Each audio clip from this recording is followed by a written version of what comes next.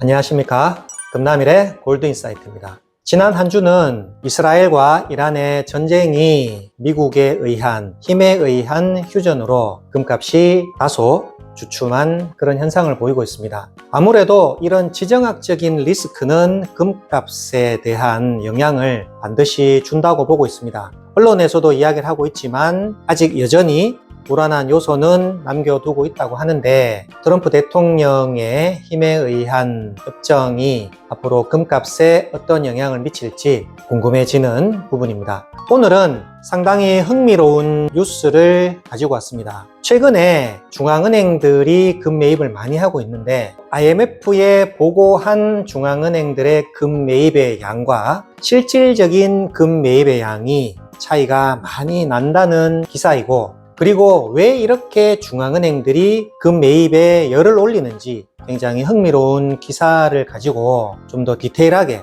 분석을 해보고, 만약에 이렇게 중앙은행들의 금 매입이 지속적으로 비공식적으로 늘어난다고 하면 금값이 현재 3,300불 선에 있던 이 가격이 8,000불까지 올라갈 수 있다라는 전망치까지 있습니다. 흥미로운 기사를 여러분들과 함께 이야기를 나눠보도록 하겠습니다. 네, 한 주간의 귀금속 관련된 뉴스를 종합해서 여러분들께 특별히 전달하고 싶은 내용들을 분석을 해보도록 하겠습니다. 지난 한 주는 트럼프 대통령의 힘에 의한 이란과 이스라엘의 협정이 이루어졌습니다. 그거로 인해서 이스라엘이 이란을 공격할 때 치솟았던 금값이 양국의 휴전 협정으로 인해서 다소 금값이 조정을 받는 모습을 보이고 있습니다. 지난 한 주에 키코 뉴스 중에 아주 눈에 띄는 기사가 하나 있는데요. 왜 중앙은행들은 금을 미국에서 본국으로 가지고 가려고 하느냐. 독일의 금송환 관련된 담당자의 인터뷰 내용인데요. 독일 금송환 프로그램의 설계자입니다. 이 사람은 독일이 10여 년 전 조용히 시작한 금의 본국 송환 캠페인이 이제는 전 세계 중앙은행들이 주권 자산의 통제권을 제고하는 계기가 되고 있습니다 라고 이야기를 하고 있습니다. 이는 하나의 의회에서 시작된 논쟁이 이제는 글로벌 차원의 흐름이 되었다라고 얘기합니다. 이 사람이 독일 금 송환 본국 프로그램의 설계자인데, 이 캠페인이 처음에 2007년도에 시작이 되었다고 합니다.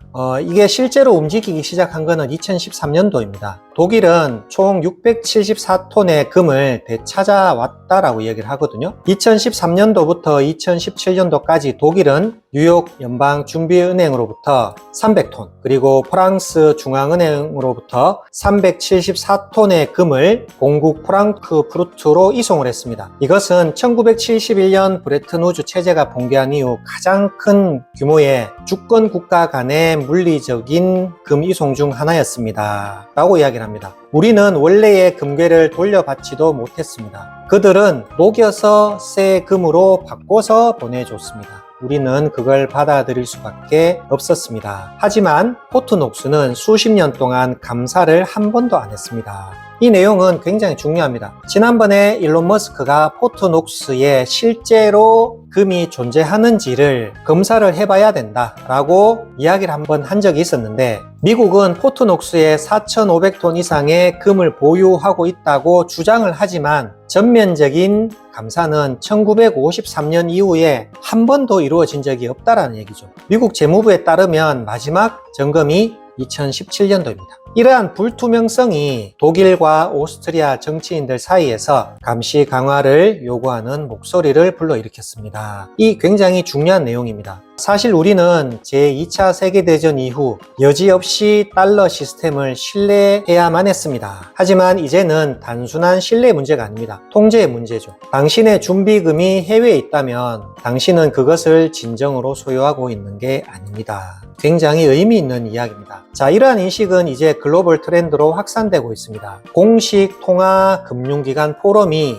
2025년도에 실시한 새로운 설문조사에 따르면 전 세계 중앙은행의 70%가 미국의 정치적 불안전성이 달러 보유를 기피하게 만든다고 답했으며, 이는 지난해의 37%에서 70%까지 거의 2배 정도 급증했습니다. 준비금 관리자, 여기서 준비금 관리자는 중앙은행의 준비금 관리자를 이야기하는 것입니다. 준비금 관리자 중에 3분의 1은 향후 2년 내에 금 비중을 늘릴 계획이며 40%는 향후 10년 동안 확대할 계획이라고 응답을 했습니다. 중앙은행들은 경제적으로나 도덕적으로 모두 실패했습니다. 우리는 실체 없는 종이 돈을 찍어내고 있습니다. 아무런 견고한 기반이 없어요. 모든 법정 통화, 여기서는 이제 피아트 커런시라고 하는데 지속 가능성이 없습니다. 우리는 다시 실물 기반 자산으로 돌아가야 됩니다. 이 내용입니다. 현재 금 현물 가격은 온스당 3,330불 선에서 거래되고 있는데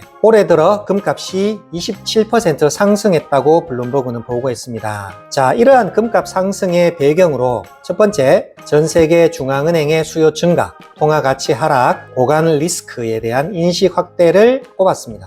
지금 코로나 팬데믹 이후 많은 나라들이 통화를 많이 발행을 했습니다. 그 많은 통화량을 발행을 한 것은 미국도 마찬가지고 우리나라도 마찬가지입니다. 그러면 자국의 GDP 대비 국가 부채율을 우리가 생각하지 않을 수가 없는데 현재 독일은 GDP 대비 국가 부채가 상당히 낮은 나라 중에 하나입니다. 그리고 GDP 대비 국가 부채를 많이 조절하려고 하는 나라 중에 하나입니다. 여기 보시면 독일의 GDP 대비 국가 부채 비율은 2026년까지 66%를 초과할 예정이며 이는 10년 만에 가장 높은 수준입니다. 라는 내용입니다. 현재 우리나라 같은 경우는 GDP 대비 국가 부채 비율이 약 46%에서 50% 정도 된다고 합니다. 이는 선진국 대비 가장 낮은 국가 부채 비율을 우리나라는 현재 유지하고 있습니다. 굉장히 국가 부채 비율이 GDP 대비 상당히 낮은 국가 중에 하나인데 미국은 현재 GDP 대비 국가 부채가 어느 정도 되느냐 하면 무려 124%입니다. 이것이 결국에 트럼프 대통령이 국가 부채를 해결하기 위해서 가장 기본적인 무역 수지 적자를 흑자로 바꾸기 위한 전략이고 이것은 결국에 관세 전쟁으로 인해서 미국의 무역 수지 적자를 흑자로 바꾸기 위한 전략과 깊은 연관성이 있다고 봅니다.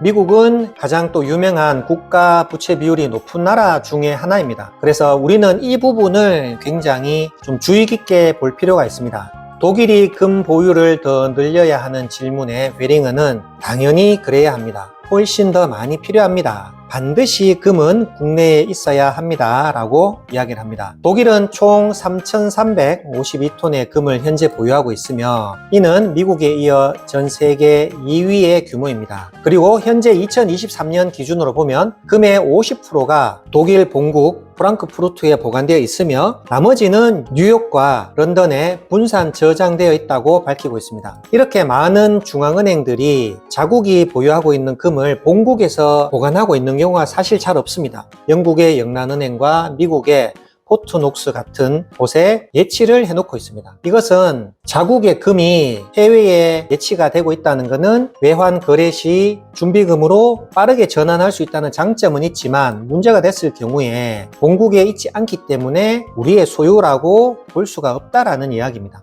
비트코인은 종종 새로운 준비자산으로 거론되곤 하지만 자유지상주의자로 알려진 베링어는 신중한 입장을 보여왔습니다. 자, 이 사람이 하는 내용으로는 유로화 또한 달러를 대체할 수 있는 대안으로 보지 않습니다. 유로는 그냥 하나의 법정 화폐일 뿐입니다. 달러보다 나을 것도 없고 금으로 보장된 것도 아니며 책임도 없습니다. 유럽은 재정 통합도 안 되어 있습니다. 그래서 이 프로젝트는 결국 실패할 것입니다. 라는 내용입니다. 만약에 IMF의 예측대로 달러의 글로벌 준비통화 비중이 58%에서 2035년까지 50%로 떨어진다면 세상은 어떻게 될까요? 그건 단순한 감소가 아닙니다. 그것은 세계의 분열을 이야기합니다. 그리고 그런 세상에서 금은 유일한 공통 분모가 될 것입니다. 굉장히 의미 있는 내용입니다. 그리고 이 사람이 현재 독일이 전 세계 2위 3,352톤의 금을 보유하고 있다라고 있다라고 했는데 현재 중국이 어마어마하게 중앙은행에서 금을 매입을 하고 있는데 중국은 공식적인 금 매입의 양과 비공식적인 금 매입의 양이 다르다고 합니다. 현재 중국은 공식적으로는 2025년 1분기에 13톤만을 매입했다고 밝혔는데 실제 매입량이 144톤에 달하며 이 중에 132톤이 비공개 매입입니다. 그리고 추정한 중국인민은행의 총 금 보유량이 거의 5,200톤에 달한다고 합니다. 이것은 미국에 이어서 전 세계 2위 규모입니다.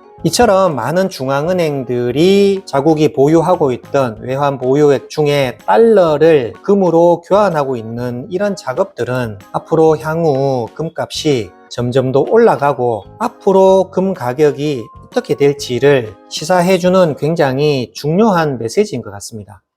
이처럼 중앙은행들의 금 매입은 사실 굉장히 큰 손이라고 보여집니다. 많은 중앙은행들이 이제 달러를 버리고 금을 선택한다는 것은 기축통화인 달러에 대한 신뢰감이 무너졌다라고 볼 수 있는데 앞서 언급드린 바와 같이 만약에 이러한 상황들이 지속이 된다 하면 국제 금값이 8,000불 간다 또는 16,000불이 갈 수 있다라는 전망이 허무맹랑한 것은 아니라고 보여집니다. 우리가 금 투자를 함에 있어서 이러한 거시적인 전략을 이해하고 내가 금 투자를 기본적으로 장기적인 플랜 속에서 넣어두고 어느 정도의 선까지 올라갈 수 있다라는 이런 전망은 투자에 있어서 굉장히 중요한 포인트라고 생각을 합니다.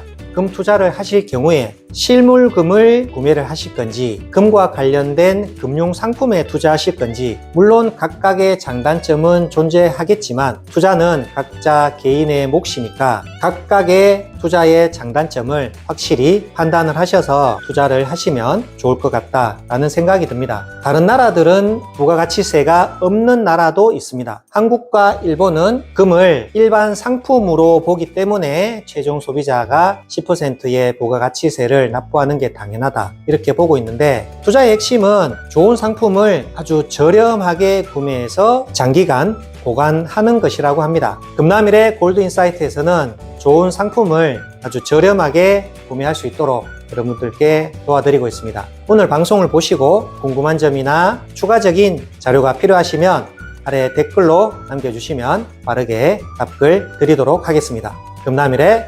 골드인사이트